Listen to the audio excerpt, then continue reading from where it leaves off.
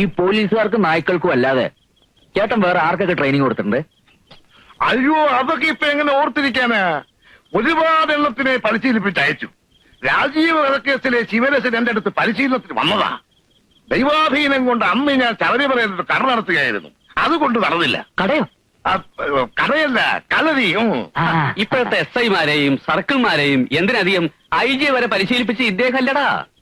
ഈ police training കോളേജിൽ ചേട്ടൻ എത്ര വർഷം ഉണ്ടായിരുന്നു? എന്റെ 10ാമത്തെ വയസ്സിൽ ഞാനവിടെ ജോലി ചെയ്തതാ. അത്ര ചെറുപ്പത്തിൽ സർക്കാർ ജോലി കിട്ടുവോ?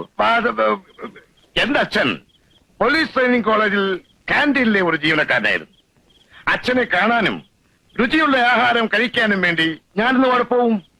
അപ്പോഴൊക്കെ പോലീസുകാർക്ക് ട്രെയിനിങ് കൊടുക്കുന്നത് ഞാൻ നോക്കി നിൽക്കും. അന്ന് എന്റെ ഒരു ആഗ്രഹമായിരുന്നു വലുതാകുമ്പോ ഒരു ട്രെയിനർ ആകണമെന്ന്. ഗുരുവായൂരപ്പന്റെ കൃപ കൊണ്ട് അതേതായാലും സാധിച്ചു.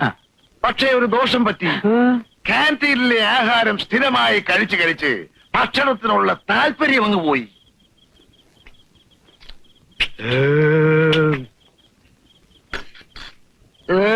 പത്മാവതി കോഴിയിറച്ചെടുത്തോ. എന്റെ പറശ്ശിനിക്കടവ് മുത്തപ്പ ഇയാടെ മുഖത്തും വയറാണോ? ഉണ്ടോ നമ്മൾ വല്ല തേച്ചിക്കട്ടെ.